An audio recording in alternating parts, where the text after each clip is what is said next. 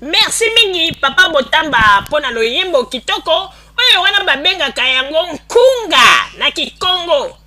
Nkunga bandeko. Oyo loyembo soki ezali ozali koyoka bandeko. Olinga te. Okoningana.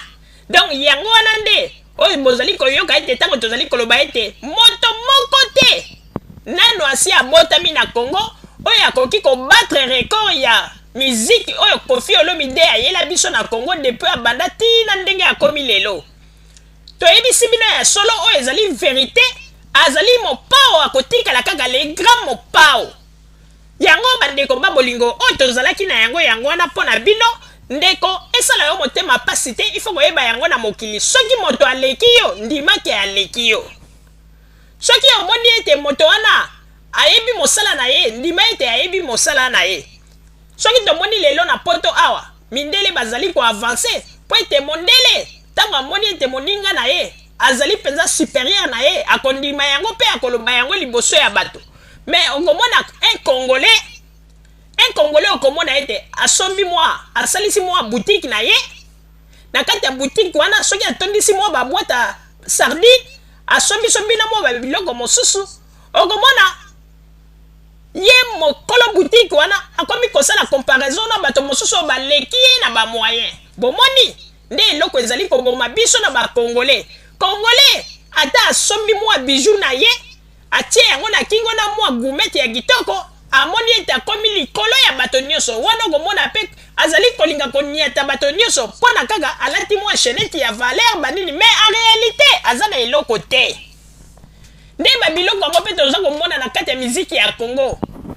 Eloko eza kolakisa ete Koffi Olomide azali kaka le grand crâne wana penza emonani penza eza komonana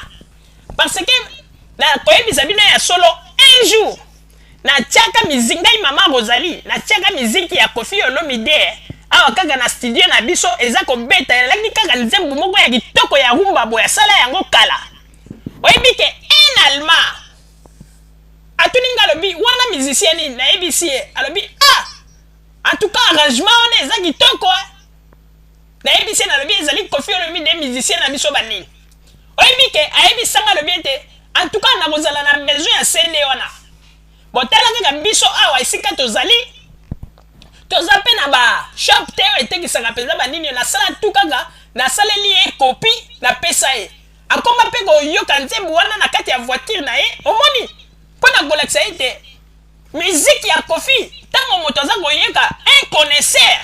aza koyeba aza koyoka ndenge nini miziki yango eza kobeta donc eloko na eloko Koffi atiaka yango na esika na yango na kati ya miziki na ye